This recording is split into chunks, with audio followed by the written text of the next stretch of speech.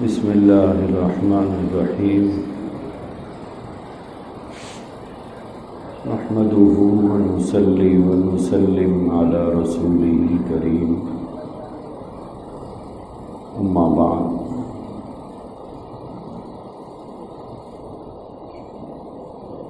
قال النبی صلی اللہ تعالی علیہ وسلم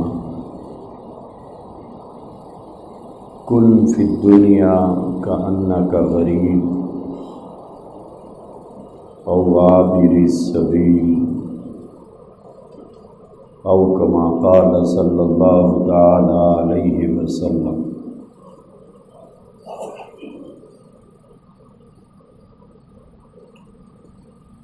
بزرگان محترم،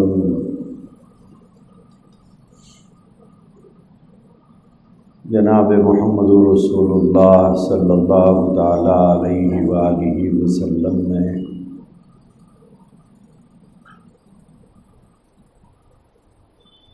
ارشاد فرمایا کہ لوگوں، کن فی الدنیا کأنک غریب،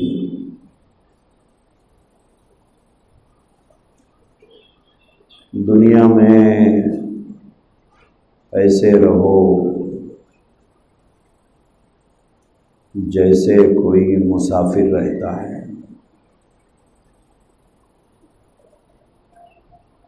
مسافر کا مطلب ہم جانتے ہیں کہ ایک آدمی حیدرآباد سے نکل کر بمبئی جاتا ہے، کام سے مدراس جاتا ہے، بنگلور جاتا ہے، جس جگہ پر بھی وہ جاتا ہے اس کو اپنا وطن نہیں سمجھتا،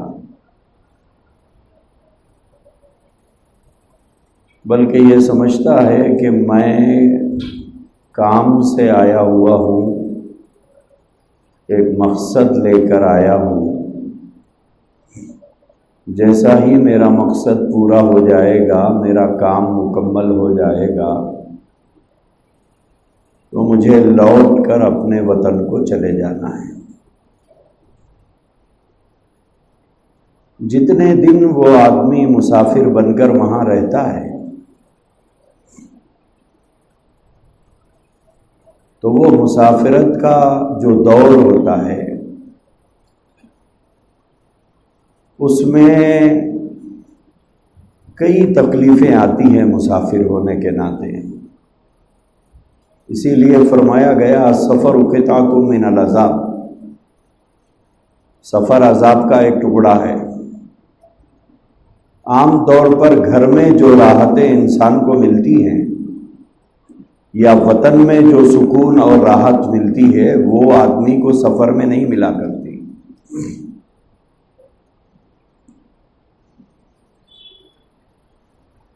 تو جب آدمی مسافر بن جاتا ہے تو اس مسافر کو نہ اپنے مزاج اور طبیعت کے مطابق کھانا ملتا ہے، نہ اپنی طبیعت اور مزاج کے مطابق اس کو رہنے کی جگہ ملتی ہے، حتیٰ کہ بعض علاقوں کی آب و ہوا بھی، وہاں کا موسم بھی سازگار نہیں ہوتا انسان کے لیے۔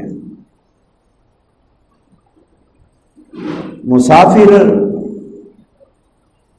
روزانہ یہ سوچتا ہے کہ یہاں رہنے کی بھی تکلیف ہے، یہاں کھانے کی بھی تکلیف ہے، یہاں کا موسم بھی سازگار نہیں ہے،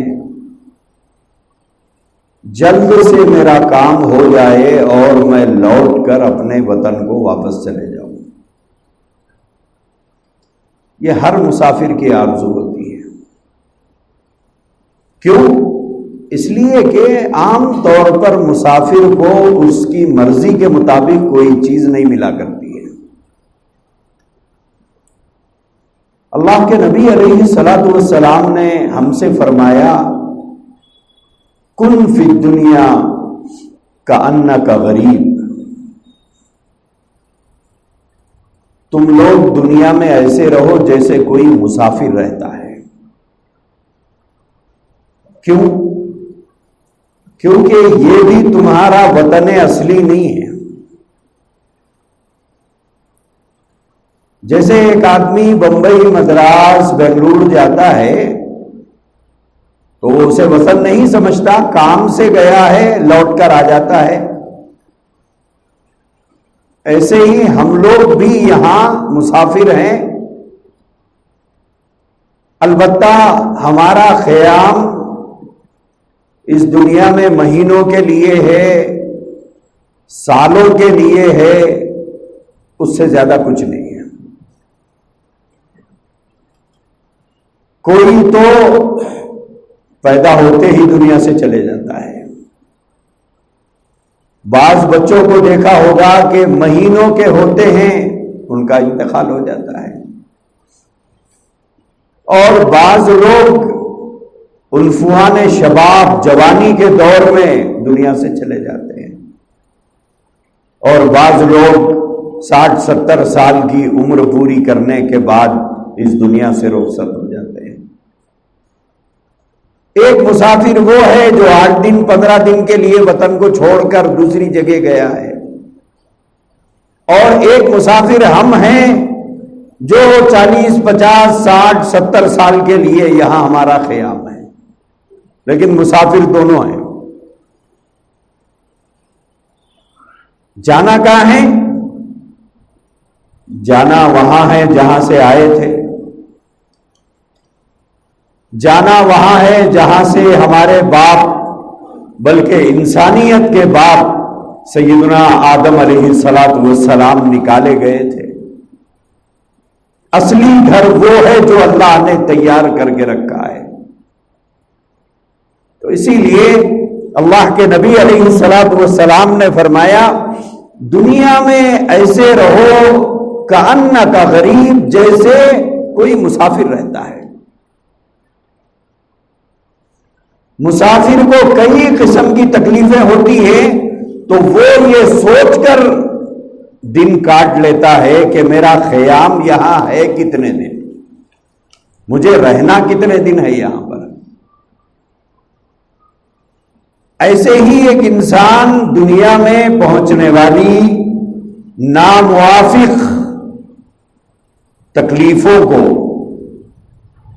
اور اپنے مزاج کے خلاف حالات کو، اپنی خواہش کے خلاف حالات کو برداشت کرتے ہوئے اپنی زندگی کو اللہ کی مرضی کے مطابق گزار کر یہاں سے جانے کا اپنا مزاج اگر بنا لیا، یہ سوچ لیا کہ میں مسافر ہوں، آگے اللہ کے نبی نے فرمایا او عابر السبیل، مسافر تو کبھی 1 دن کے لیے، کبھی 2 دن کے لیے، کبھی ہفتے کے لیے، کبھی مہینے بھر کے لیے مسافر بنتا ہے، لیکن اللہ کے نبی نے فرمایا یا مسافر کی طرح زندگی گزارو او عابر السبیل، یا کوئی رہ گزر کی طرح۔ ایک آدمی پلیٹ فارم پر ٹھہرا ہوا ہے، ٹرین کا انتظار ہے،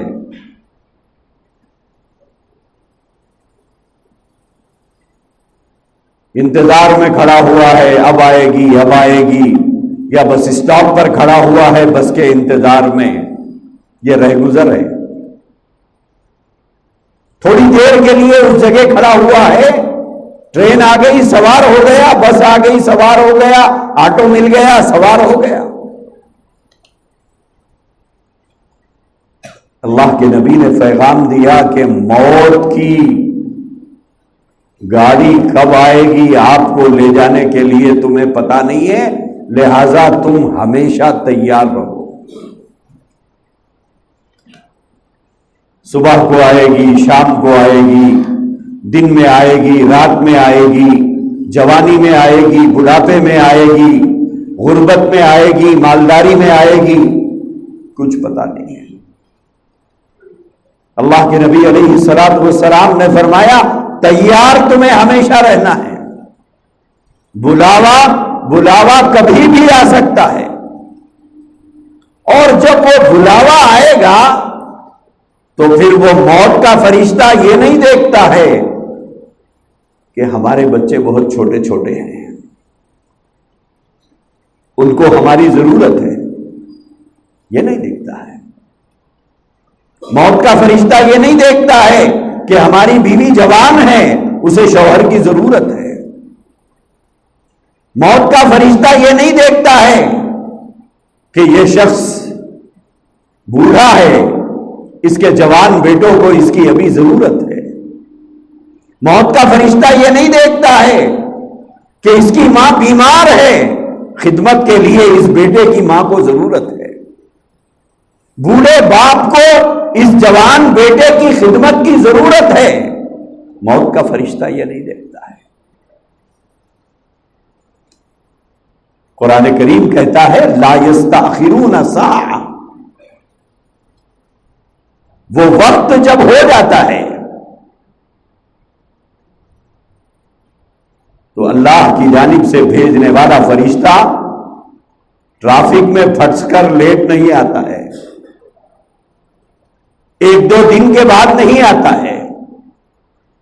قرآن کریم کہتا ہے لا یستأخرون ساعۃ، ایک سیکنڈ، ایک لحظہ، ایک منٹ موت کے وقت میں تاخیر نہیں ہوگی۔ اگر آج دنیا میں ہم زندہ ہیں تو اس میں ہمارا کوئی کمال ہے؟ ہم اس لیے زندہ ہیں کہ ہم زیادہ پڑھے لکھے ہیں، ہم اس لیے زندہ ہیں کہ ہم بہت اسمارٹ ہیں، ہم اس لیے زندہ ہیں کہ اس لیے ہم مالدار ہیں، ہم اس لیے زندہ ہیں کہ ہم بڑے تاجر اور کاروباری اور بزنس مین ہیں، ہم اس لیے زندہ ہیں کہ ہم زمیندار ہیں، ہم اس لیے زندہ ہیں کہ ہم 4-5 مکانوں کے مالک ہیں، ہم اس لیے زندہ ہیں کیونکہ ہم کارپوریٹ ہاسپٹلس میں علاج کراتے ہیں اور بڑے بڑے ڈاکٹروں سے علاج کراتے ہیں، اس لیے زندہ ہیں۔ کہیں ہم اس دھوکے میں تو نہیں جی رہے؟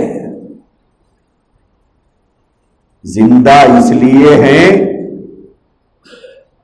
کیونکہ سانسیں ابھی باقی ہے اور اس زمین پر ہمارا رزق باقی ہے، اس لیے زندہ ہیں۔ ہمارے کمالات کی وجہ سے زندہ نہیں ہیں ہم لوگ، ہماری قابلیتوں کی وجہ سے زندہ نہیں ہیں ہم لوگ۔ بعض لوگ بولتے نہیں بولے ہمارے کو اتنا جلدی موت نہیں آتی، کیوں؟ بولے ہمارے باپ کی عمر بڑی تھی، ہمارے دادا کی عمر بڑی تھی، لہذا میں بھی کھینچ کھانچ کے وہاں تک بہرحال پہنچوں گا۔ اس غلط تصور میں بعض لوگ جیتے ہیں۔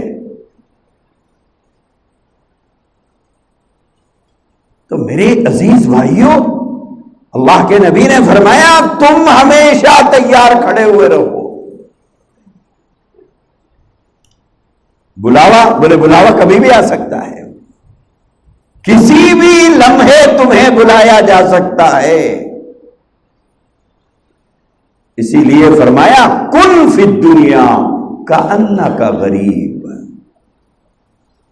مسافر کی طرح تیار بیٹھے رہو۔ کام ہوا، بیگ اٹھایا، آدمی نکلا، ارے صاحب آپ کا ٹکٹ ریزرویشن ہے؟ بولے نہیں، جنرل سے چلے جاؤں گا، نہیں رہوں گا۔ ٹرین میں ٹکٹ نہیں ملا، بس سے چلے جاؤں گا، بولے میرا کام ہو گیا، مجھے اپنے گھر کو جانا ہے۔ جب انسان کا وقت ختم ہو جاتا ہے تو موت کا فرشتہ ایک منٹ کی مہلت نہیں دیتا ہے۔ اسی لیے اللہ کے نبی علیہ الصلوۃ والسلام نے ہم سے فرمایا ہمیشہ تیار رہو سفر آخرت کے لیے۔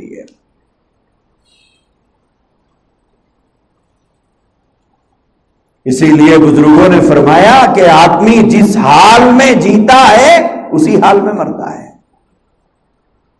بے نمازی بن کے جیا، بے نمازی بن کے مرا، سود خور بن کے جیا، توبہ سے پہلے وقت آ گیا، سود خور بن کے مر جائے گا۔ رشوت خور بن کے جی رہا ہے، وقت آ گیا اسی دوران تو آدمی رشوت خور بن کے مرے گا۔ بے دینی کی زندگی، اللہ کی نافرمانی کرتے ہوئے جی رہا ہے، رسول کے طریقوں کی، رسول کے سنتوں کو چھوڑ کر جی رہا ہے، اسی حالت میں جائے گا۔ موت کا فرشتہ انٹیمیشن تھوڑی دیتا ہے کہ صاحب یہ نوٹس ہے 8 دن کے بعد میں آ رہا ہوں، آپ تیاری کر لیجئے۔ کوئی نوٹس دی جائے گی؟ نوٹس تو بہت پہلے دی جاتی ہے بعض لوگوں کو، نوٹس تو بہت پہلے دی جاتی ہے بعض لوگوں کو۔ جس دن سر کا ایک بال سفید ہو گیا، جس دن داڑھی کا بال سفید ہو گیا، یہی ہے انٹیمیشن، یہی ہے نوٹس کہ صاحب جوانی ختم ہو گئی، بڑھاپے کا آغاز ہو گیا، تیاری کر لیجئے، مہلت ملی ہے آپ کو، موقع دیا گیا تھا، وہ موقع ختم ہو گیا جوانی کی رنگ رنگیاں منانے کا، تیاری کر لیجئے۔ سر کا ایک ایک بال، داڑھی کا ایک ایک بال پیغام دے رہا ہے۔ سیدنا عمر فاروق رضی اللہ تعالی عنہ کی مجلس تھی،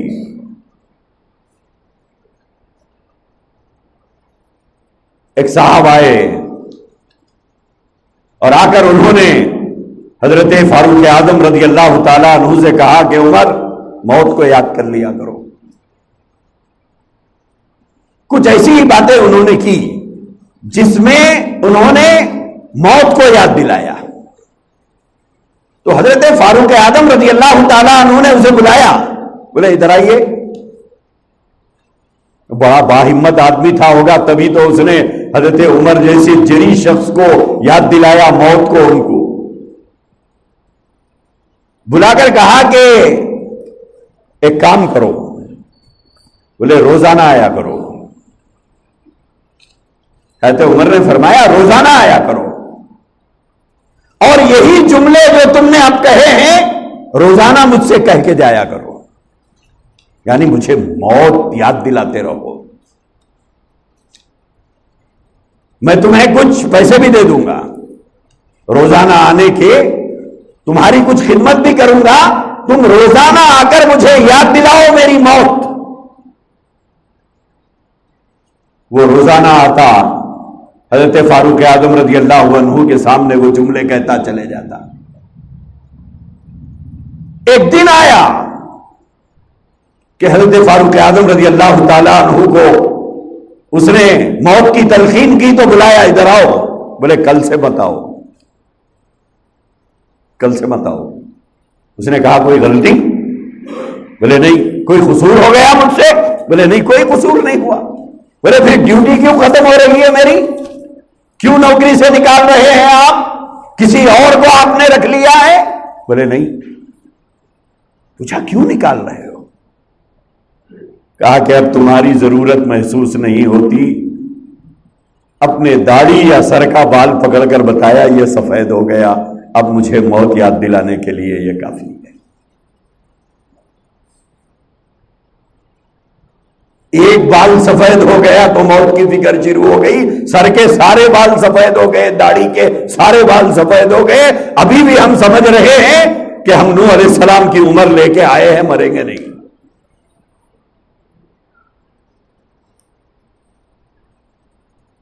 نہ اپنے چہروں پر ہم غور کرنے کے لیے تیار ہیں۔ یہی چہرہ لے کر میں قبر میں جا کر حضور کا سامنا کروں گا، یہی چہرہ لے کر میں میدان محشر میں اٹھوں گا قبر سے، یہی چہرہ لے کر میں اللہ کے نبی کے سامنے حوض کوثر پہ جاؤں گا۔ حضور مجھے پہچانیں گے، کیونکہ حضور کی امتی ہونے کی پہچان میرے چہرے پہ نہیں ہے، امتی ہونے کی نشانی میرے چہرے پہ نہیں ہے۔ اور یہی چہرہ لے کر میں اللہ کے سامنے جاؤں گا۔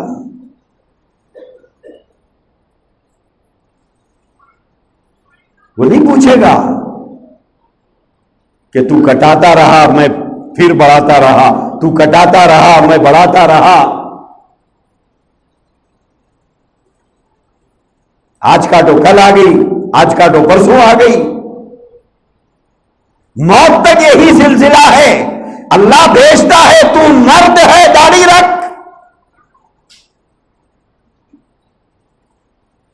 تجھے میں نے عورت بنا کر پیدا نہیں کیا جو چہرے سے بال ہٹا رہا ہے. تجھے تو میں نے مرد بنا کر پیدا کیا ہے. موت تک اللہ داڑھی کے بال بڑھاتا رہتا ہے. اب یہ ہمارا قصور ہے، ہم کاٹتے رہتے ہیں.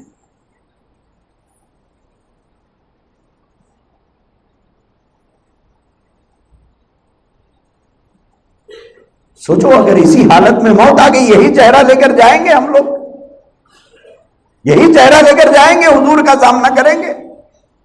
پھر بولتے جان دے دیتا ہوں حضور کے لیے. کاہے کے لیے یہ جھوٹ؟ کاہے کے لیے یہ جھوٹ؟ کس دن کے لیے بولی جا رہی ہے؟ جو آدمی نبی کے لیے اپنی آرزو نہیں چھوڑ سکتا، اپنے ارمان نہیں چھوڑ سکتا، وہ جان دیتا جی. اب یہ سب نعرے مار رہے، میں نے مارے تو کیسا ہاتھا اٹھا اٹھا کے نعرے مارتے، شکلیں دیکھے تو نبی کے مخالفوں جیسی. کیا تیاری ہے ہمارے پاس موت کی؟ کیا تیاری ہے؟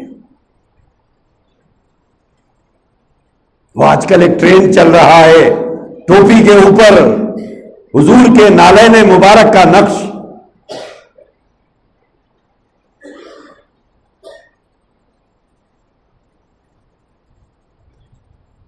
کسی ٹوپی پر اوپر ہے، کسی ٹوپی پر سائڈ میں ہے. آج کل ہمارے نوجوان بچے وہ لگا کے پھر رہے ہیں. بولے کیا؟ بولے حضور کے نالین شریف، نالین شریف کی کا عکس ہے، اس کی فوٹو ہے. اچھا ہے، اگر واقعتاً حضور کے نالین مبارک کی وہ فوٹو ہے تو بہت اچھا ہے، محبت ہونی چاہیے. لیکن ایک بات کہتا ہوں، غور کریے اس کے اوپر. حضور جوتا کس میں پہنتے تھے؟ پیر میں نا. نالین کہاں پہنے جاتے ہیں؟ چپل اور جوتا کہاں پہنا جاتا ہے؟ وہ تو پیروں میں پہنتے ہیں، وہ تو پیروں میں پہنتے ہیں. چاہے وہ 2 روپے کا ہو یا 2 لاکھ کا ہو، پہنا تو پیروں میں جاتا ہے. تو حضور نالین مبارک پیروں میں پہنتے تھے. اور حضور داڑھی مبارک کہاں رکھتے تھے؟ کہاں رکھتے تھے؟ چہرے پہ رکھتے تھے. یہی ہے نا؟ مانتے ہیں نا ہم اس بات کو؟ تھوڑا غور کیجئے میری بات کے اوپر. جو چیز حضور علیہ الصلوۃ والسلام نے پیروں میں پہنی ہے وہ تو ہم نے سر پہ رکھ لیا، اور حضور نے جو چیز چہرے پہ رکھی ہے اسے کاٹ کاٹ کے گندی نالیوں میں ہم بہاتے ہیں. یہ محبت ہے حضور کی؟ یہی محبت ہے حضور سے ہماری؟ یہی عشق ہے حضور سے ہمارا؟ ایک صحابی حضور کی خدمت میں آئے جن کی داڑھی کے 2-4 بال تھے خالی ہیں.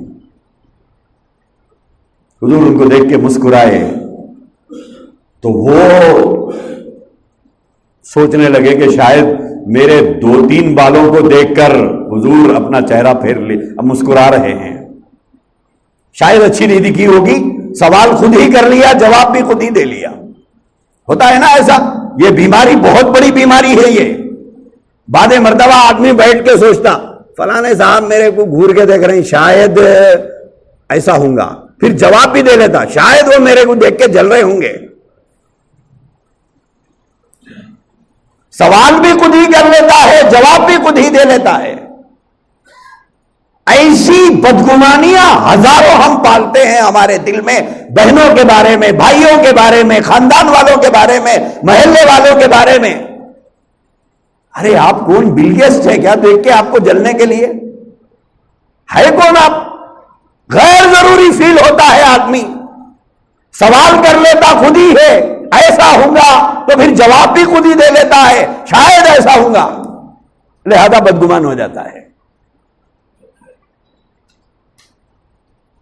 تو وہ صحابی حضور علیہ الصلوۃ والسلام نے ان کو دیکھ کے مسکرایا تو انہوں نے سوچا شاید میرے 2-3 داڑھی کے بال دیکھ کے حضور مسکرا رہے ہیں کہ میری داڑھی بڑی نہیں ہے، گھنی نہیں ہے، فل نہیں ہے. انہوں نے سوچ لیا، گئے اور وہ داڑھی کے 2-3 بال انہوں نے کٹا دیے. دوسری مرتبہ پھر حضور کی خدمت میں آئے، اللہ کے نبی نے دیکھا کہ داڑھی صاف ہے. حضور علیہ الصلوۃ والسلام نے اپنا چہرہ پھیر لیا. وہ پریشان, حضور چہرہ کیوں پھیر رہے ہیں؟ جلدی سے ادھر آئے. یا رسول اللہ, اللہ کے نبی نے اپنا چہرہ ادھر پھیر لیا.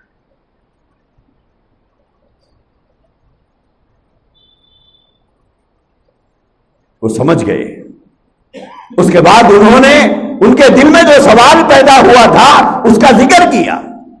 کیا رسول اللہ صلی اللہ علیہ وسلم, میں نے سمجھا کہ آپ میری داڑھی کے 2-3 بالوں کو دیکھ کر شاید مسکرا رہے تھے, شاید میرے چہرے پہ وہ جچ نہیں رہی تھی, اچھی نہیں ہوگی, بہرحال ان کا یہ خیال تھا.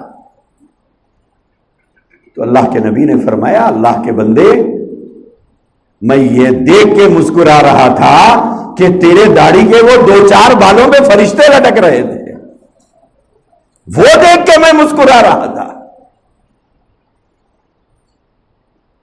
تو اب یہ چہرے لے کر ہم میدان محشر میں جائیں گے. آب کوثر ملے گا حضور کے ہاتھوں سے, جام کوثر پیئیں گے ہم لوگ, شفاعت ملے گی ہمیں. پہلے ہمارے چہرے سے حضور ہم کو پہچانیں گے کہ ہم حضور کی امتی ہیں. تو میرے عزیز بھائیوں, اللہ کے نبی نے فرمایا, کن فی الدنیا کأنک غریب, موت کا فرشتہ کب آ کر آپ کو لے اڑے گا کچھ پتا نہیں. خاندان والوں کے بیچ میں سے, گھر والی کے بازو سے, بچوں کے درمیان سے اٹھا کر لے جائے گا. ساری دنیا کی سیکورٹی لگا لو, اس میں سے بھی لے جائے گا. اسی لیے اللہ کے نبی نے فرمایا, جو زندگی ہماری گزری ہے اس کا تو ہمارے پاس حساب ہے. جو بچی ہوئی ہے بتا سکتا ہے کوئی کتنی بچی ہوئی ہے؟ اسی لیے اللہ کے نبی نے فرمایا, تیار رہو, کبھی بھی بلاوا آ سکتا ہے. تیار رہو, بلاوا کبھی بھی آ سکتا ہے. 50 سال کی زندگی مل گئی, 60 سال ہو گئے, 70 سال ہو گئے, اور کیا چاہیے؟ ابھی بھی ہمارے چہرے سنت کے مطابق نہیں بنتے, ابھی بھی نہیں بنتے. اور کس چیز کی آرزو ہے آخر؟ 50 سال نبی کی سنت کی مخالفت کرتے رہے, اور کب تک کرو گے؟ 60 سال 70 سال تک نبی کی سنت کی مخالفت کرتے رہے, اور کب تک کرو گے؟ کچھ تو غور کرو. میرے عزیز بھائیوں, وقت بچا کتنا ہے اس کا کچھ پتا نہیں ہے. جتنی زندگی مل گئی وہ غنیمت ہے. بعض بزرگوں کو ہم نے دیکھا ہے 63 سال جب عمر مکمل ہو جاتی تھی تو اس کے بعد کہتے تھے, بولے اب یہ ایگسٹرا ہے جو جی رہے ہیں ہم لوگ. بولے ہمارے نبی کی عمر 63 سال تھی. حضور کی عمر کتنی تھی؟ 63 سال تھی. تو فرماتے تھے کہ ختم ہو گیا. بھلے اتباع سنت میں مرنا بھی اسی عمر میں چاہتے تھے کہ بھائی 63 سال ہو گئے, بس اب جینے کی آرزو نہیں ہے. کیوں؟ اس لیے کہ ہمارے نبی کی عمر 63 سال تھی. اب اس سے زیادہ ہم جی کے کیا کریں؟ بولے یہ غیر اختیاری سنت ہے, لیکن اللہ کرے ہمیں مل جائے. عشق اسے کہتے ہیں, محبت اسے کہتے ہیں. تو اس لیے میرے بھائیوں, ہر وقت آدمی سوچے کتنا وقت بچا ہوا ہے, کتنا بچا ہوا ہے. کل صبح اٹھوں گا یا نہیں اٹھوں گا؟ اگر نہیں اٹھا تو شام ہوگی یا نہیں ہوگی؟ اگر نہیں ہوگی تو اور کرو. کبھی تو دنیا والوں پر ترس نہ کھائے نہ کھائے, اپنے اوپر تو کھاؤ, اپنے اوپر تو کھاؤ. اپنے بارے میں بھی اتنی بے رحمی کے مظاہرے اچھے نہیں. اپنے اوپر ترس کھاؤ, اپنے اوپر رحم کھاؤ. کئی بار میں نے واقعہ سنایا امام شافعی رحمۃ اللہ علیہ کی بیٹی کا, جواں سال بیٹی, رات بھر سوتی نہیں, یا نماز میں یا ذکر میں یا تلاوت میں یا دعا میں گزارتی. امام شافعی رحمۃ اللہ علیہ نے اپنی بیٹی سے کہا کہ بیٹی رات کو تھوڑی دیر سو جایا کر، کہیں ایسا نہ ہو کہ تیری آنکھوں کی بینائی ختم ہو جائے، آنکھ سے محروم نہ ہو جائے تو۔ امام شافعی رحمۃ اللہ علیہ کی بیٹی نے اپنے باپ سے کہا کہ ابا جان، رات کو سونے کی نیت سے بستر پہ جاتی ہوں، لیٹ بھی جاتی ہوں، پھر میرے دل میں یہ خیال آتا ہے کہیں یہ میری زندگی کی آخری رات تو نہیں۔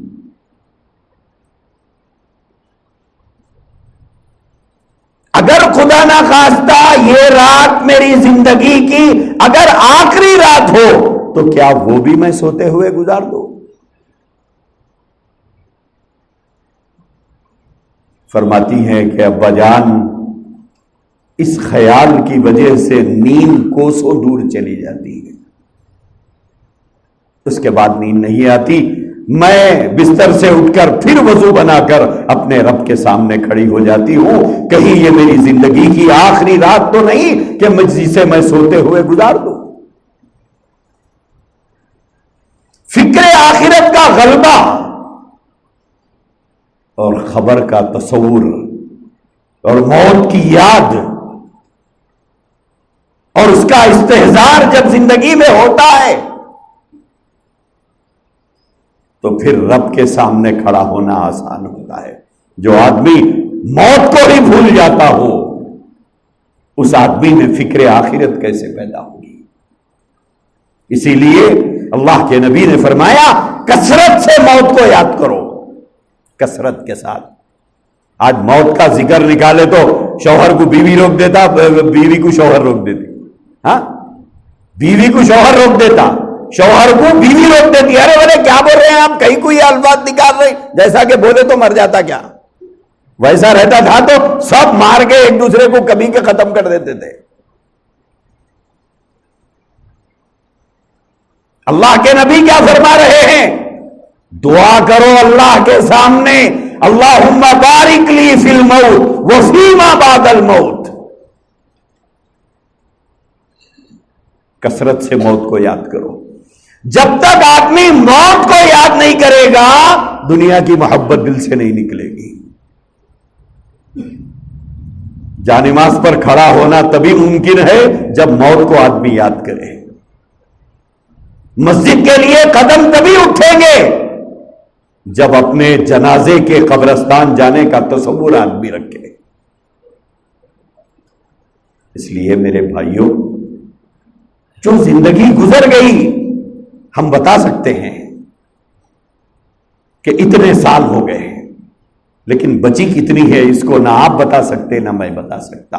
دعا کرو اللہ تبارک و تعالی موت کے استحضار کے ساتھ زندگی گزارنے کی توفیق عطا فرمائے، فکر آخرت کے ساتھ بچے ہوئے دنوں کو اللہ سے توبہ اور استغفار کرتے ہوئے زندگی گزارنے کی پروردگار عالم آپ کو، مجھے اور ہر مسلمان کو توفیق عطا فرمائے۔ وآخر دعوانا ان الحمد للہ۔